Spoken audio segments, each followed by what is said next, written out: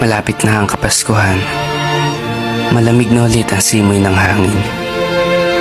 Ngunit parang normal na araw na lamang.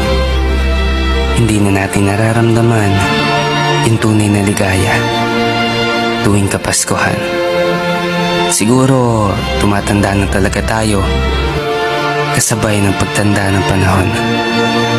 Maraming nagbabago, maraming lumilipas, maraming nawawala na nakasanayan natin noon.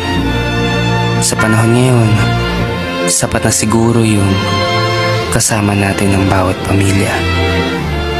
Kailan kaya ulit mararamdaman yung totoong ligaya tuwing Pasko? Ang sugat, ang nagsili